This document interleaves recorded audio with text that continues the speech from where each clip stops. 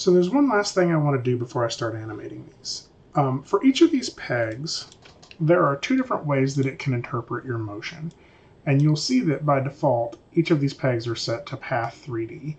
And it's fine to try that, but what that's going to end up giving you is a function curve that's a little harder for you to understand. So just because we're a little more familiar with it, I'm going to go through here with each of these pegs and separate those out. And what that's going to give me is XYZ coordinates instead of like a trajectory coordinate. So don't sweat that too much. Just recognize that that's going to make it a little easier for us to understand the function editor. And so when it's time to keyframe these, I minimize this and I hit F6, and that sets a keyframe. And what I can do is go through here and manipulate each of these. So I can move this up, rotate it a little bit, right?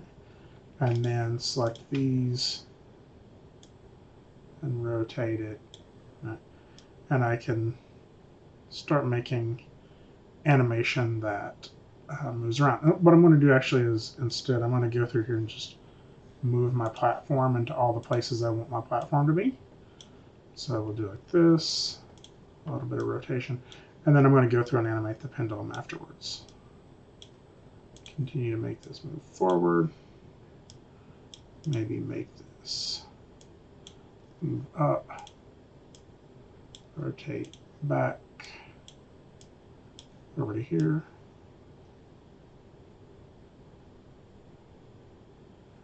And then it's going to kind of settle in to a spot here. That's a little less motion. That probably does need a dip right there, doesn't it?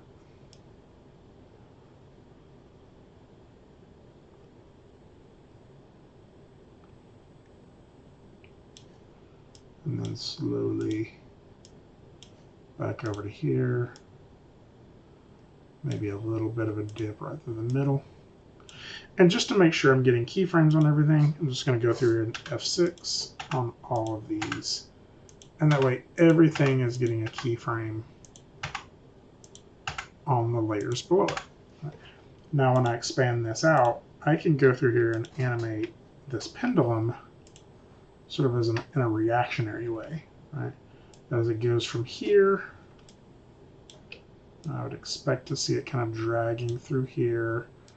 Maybe it drags a little bit more there. Maybe a little less here.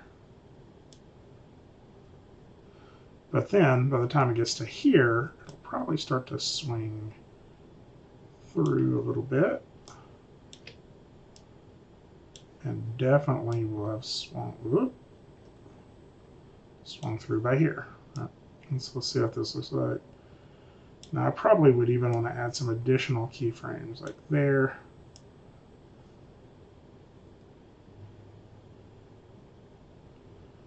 And then here.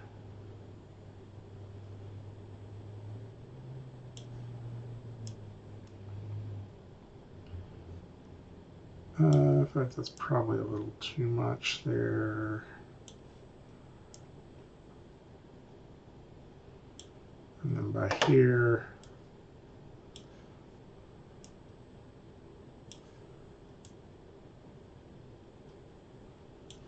okay.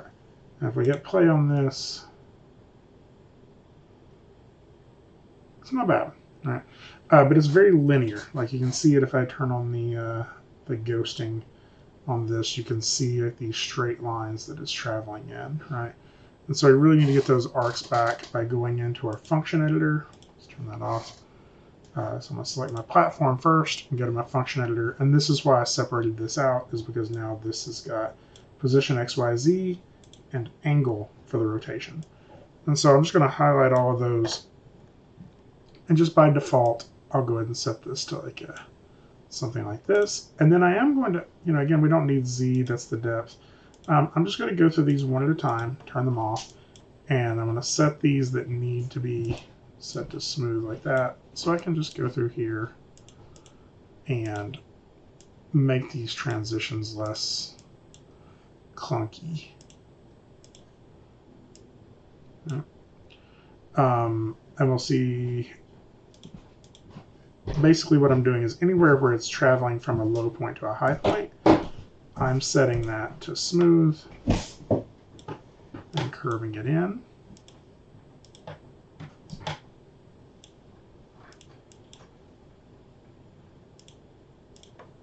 Just to get it to transition a little more smoothly.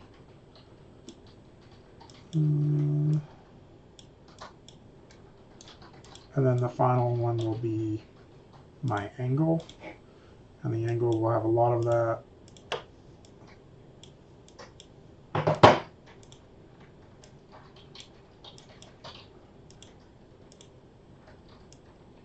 Now let's see what that looks like animation-wise. Now I want to do the same thing for the pendulum, but I want to do one more thing before.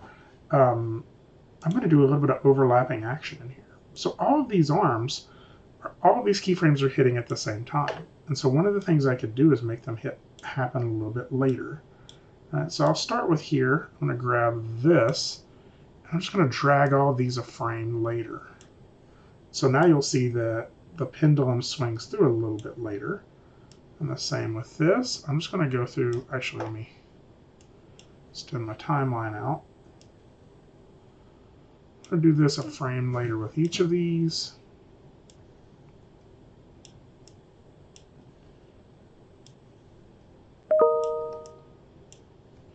And we'll see now, this animation just kind of has some overlapping action built into it.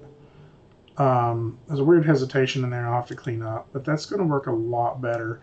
The last step I would want to do is go through and make sure I'm going through the function editor.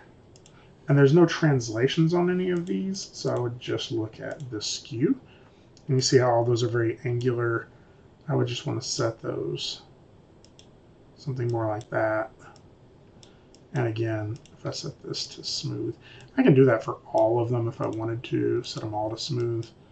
And then I can adjust these tangents a little bit more easily. And I'm just going to step down my timeline and do that for all of these really quick. Again, turn this off, angle, frame it up,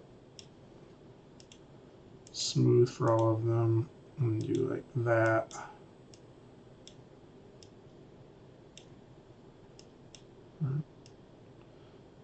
And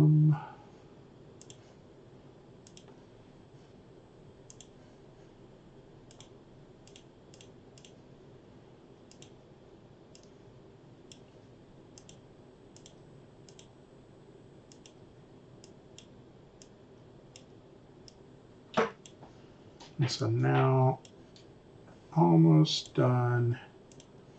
Ball function.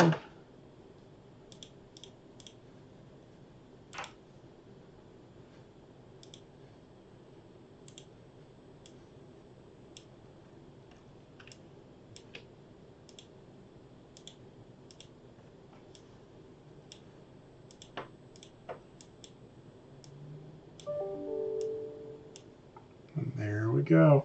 Now if we were to watch this animation,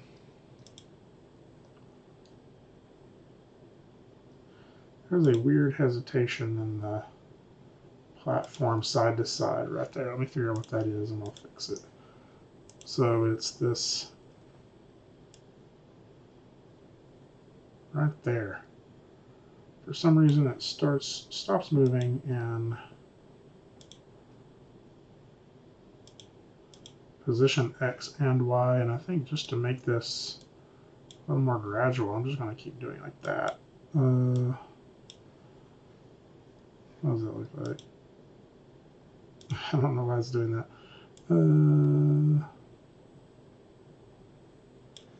It's like it's stopping moving in X and Y, so maybe what I'll do is I'll actually have this happen on a different frame.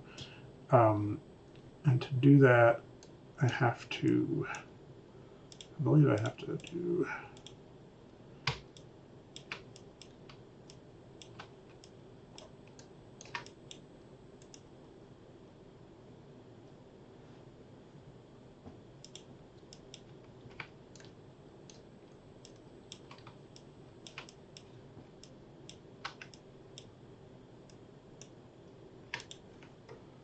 Well, the easiest way for this would be to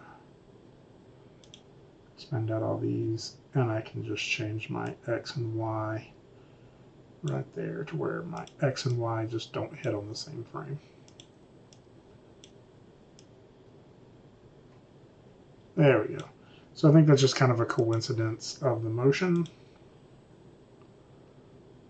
So definitely could use a little bit more polish, but you're getting the idea of how this works.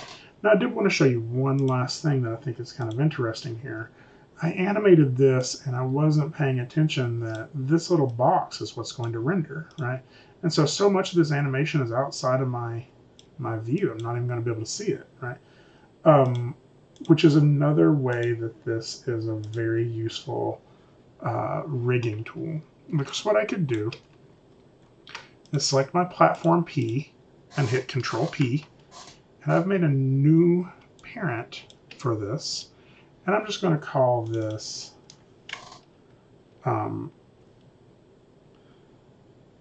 placement. Okay. And so this placement will now allow me to scale everything. So I can hold down Shift and scale it all down, and my entire animation now is smaller. Right, my entire rig is smaller, and all the keyframes on it. Right?